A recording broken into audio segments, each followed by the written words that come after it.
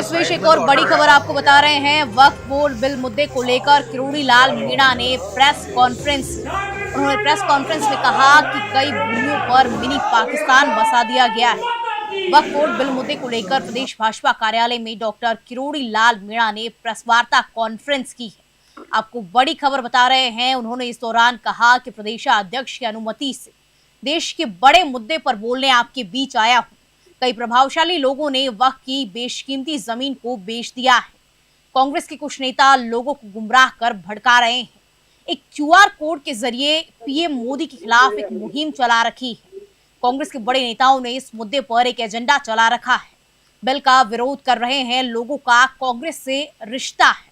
Doctor Kirori Lal Meena ने कहा कि 2008 में जेपीसी की रिपोर्ट को शामिल करते हुए केंद्र सरकार ने तय किया कि वक्फ संशोधित बिल में संसद में लाना चाहिए। अवैध रूप से जमीन बेचकर अरबों का धन अर्जित किया गया है। वक्फ बोर्ड में पारदर्शिता लाने के लिए संशोधित बिल पेश किया है। अब इस खबर पर और अधिक जानकारी देने के लिए हमारे संवाददाता सुरेंद्र हमारे साथ फोन लाइन पर जुड़ चुके हैं। सुरेंद्र, आज की जो बैठक थी उस बैठक में डॉक्टर किरोड़ी लाल मीणा की तरफ से क्या कुछ अपडेट सामने आया है? बिल्कुल खुशबू, देखिए बहुत बड़ा महत्वपूर्ण सवाल है। हालांकि बजट सरकार में जो है वो किरोड़ी लाल मीणा आपदा मंत्री हैं और कैबिनेट मंत्री भी हैं, लेकिन हम सब जानते हैं कि पिछले 4 महीनों से जो है वो उन्होंने मंत्री पद से इस्तीफा दे रखा है। लेकिन किरोड़ी बाबा जब भी कोई बड़े मुद्दे उठाते हैं तो निश्चित तौर पर चाहे वो सरकार कांग्रेस की रही हो, चाहे वो सरकार बीजेपी की रही हो, दोनों ही सरकारों में एक बड़ी हलचल आ जाती है। अभी हाल ही में उन्होंने भाजपा पार्टी कार्यालय पर जो है वो वक्फ बोर्ड बिल संशोधन को लेकर के एक बहुत बड़ी प्रेस कॉन्फ्रेंस की और उन्होंने कई बड़े चौंकाने वाले खुलासे किए हैं कि जब भी राजस्थान में कांग्रेस की सरकार रही है, वक्फ बोर्ड को लेकर के ये तमाम जो कांग्रेसी नेता हैं, चाहे वो मुख्यमंत्री हो, चाहे वो तमाम बड़े दिग्गज नेता हो मुस्लिम, इन्होंने जो है वो जमीनों पर कब्जा किया है। वक्फ बोर्ड की फर्जी रजिस्ट्रियां बना करके उनका बेचान किया गया है और उनके पास जो तमाम जो दस्तावेज थे उन दस्तावेजों को दिखाते हुए उन्होंने कहा कि कई अरब कंट्रियों से जो है वो पैसा यहाँ पर फंडिंग के तौर पर किया जा रहा है और निश्चित तौर पर प्रधानमंत्री नरेंद्र मोदी के लिए जो है वो एक बहुत बड़ी साजिश ये लोग चला रहे हैं।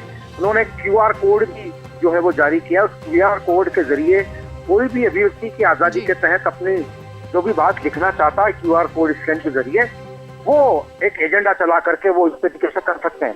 लेकिन यहाँ पर देखिए खुशबू, सबसे बड़ा सवाल ये है कि जिस तरीके से किरोड़ी लाल मीणा, क्योंकि किरोड़ी लाल मीणा हमेशा से बड़े मुद्दों को उजागर करने में या विस्फोटक जो मामले होते हैं उन ऐसे मामलों पर किरोड़ी लाल मीणा को एक महारत हासिल हुई है।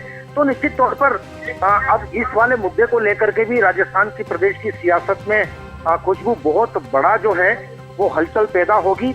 जिस तरीके से उन्होंने कहा कि 2008 में जेसीपी की रिपोर्ट में शामिल करते हुए केंद्र सरकार ने तय किया था कि वक्फ बोर्ड संशोधित बिल संसद में लाना चाहिए। देखिए, इससे पहले लगातार जो है वो यूपीए की सरकार रही है। यूपीए की सरकार में लगातार भाजपा के तमाम बड़े जो दिग्गज नेता थे, चाहे वो हम बात कर ले अटल बिहारी वाजपेयी की, लाल कृष्ण आडवाणी की, या फिर हम सुषमा स्वराज की बात कर ले, तमाम जो बड़े दिग्गज नेता थे वो लगातार कई सालों से वक्फ बोर्ड के बिल के संशोधन को लेकर के वो संसद में लाना चाहते थे।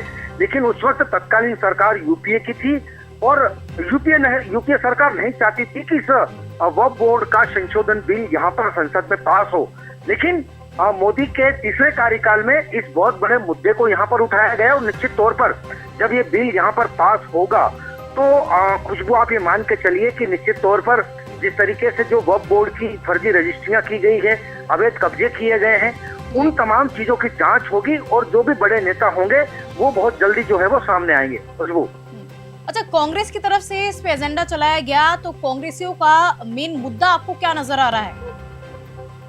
देखिए, लगातार देखिए अभी विपक्ष भी राजस्थान के अंदर हावी हो रहा है। उधर से राहुल गांधी भी संसद में जो है वो दहाड़ लगा रहे हैं। तो इनका भी एक ही एजेंडा है, क्योंकि देखिए कि इस वक्त जो है वो एनडीए की सरकार है, पूर्ण बहुमत की सरकार नहीं है भाजपा की केंद्र में। तो इसका जो है वो विपक्ष खुशबू पूरी तरीके से फायदा उठाने की कोशिश कर रहा है। लेकिन यहाँ पर देखिए कि प्रधानमंत्री नरेंद्र मोदी के खिलाफ एक बहुत बड़ी साजिश करना, मुस्लिम समुदाय को भड़काना, अरब कंट्री से जो है वो लाखों रुपए की फंडिंग करना, ये तमाम तस्वीरें जो है वो आगामी दिनों के लिए कहीं न कहीं भारत देश के लिए एक बहुत बड़ी घातक साबित हो सकती है। लेकिन राजस्थान की अगर हम बात करें तो यहाँ पर किरोड़ी लाल मीणा ने इस मुद्दे को उठाया है, क्योंकि 900 बीघा जमीन जो है वो आरपीएससी के लिए अलॉट की थी, लेकिन पूर्ववर्ती सरकार ने भू माफियाओं से मिलकर के उस जमीन का सौदा कर दिया औने पौने दामों में।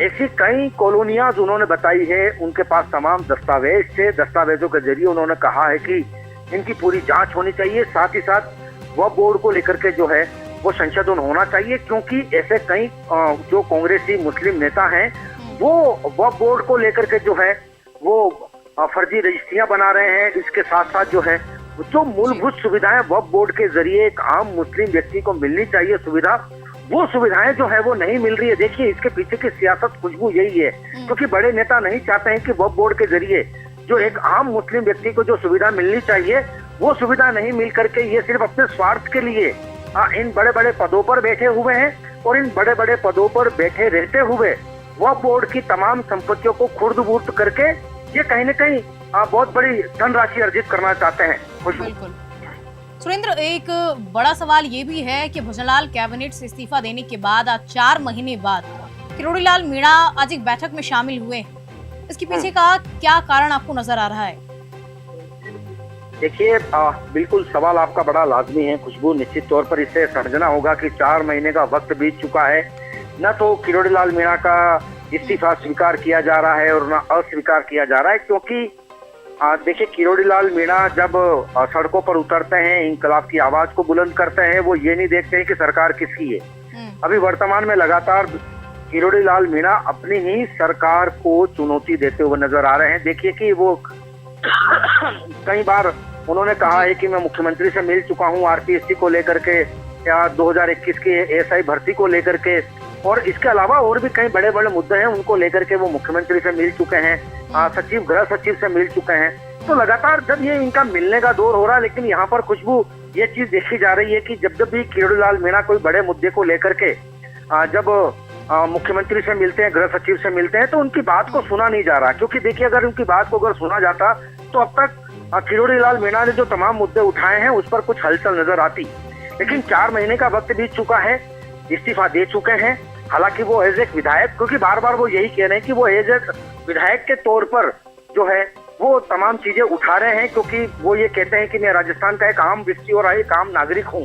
तो निश्चित तौर पर ये तमाम चीजें जो हैं वो खुशबू एक अलग कहीं न कहीं चीजें नजर आती है। देखिए कि अभी हाल ही में प्रदेश अध्यक्ष मदन राठौड़ ने बयान दिया था कि एज ए किरोड़ी लाल मीणा मंत्री पद रहते हुए वो कार्यालय भी जा रहे हैं, सरकारी गाड़ी का भी उपयोग कर रहे हैं, सरकारी बंगले का भी उपयोग कर रहे हैं, और जो फाइलें हैं विभाग की वो भी देख रहे हैं। लेकिन एक तरफ अगर हम उनकी बयानों को ध्यान में रखते हुए अगर हम किरोड़ी लाल मीणा के बयानों को अगर हम ध्यान में रखें तो किरोड़ी लाल मीणा कहते हैं कि मैं एज ए यहाँ पर विधायक हूँ, न तो मैं कोई सरकारी गाड़ी का उपयोग कर रहा हूँ, न बंगले का उपयोग कर रहा हूँ, न किसी सरकारी ऑफिस में जाकर के मैं कोई काम देख रहा हूँ। मैं एक दायित्व मेरा है कि मैं एक आम व्यक्ति हूँ और मैं सड़कों पर ज्यादा घूमना पसंद करता हूँ, आम जनता के बीच में जाना पसंद करता हूँ।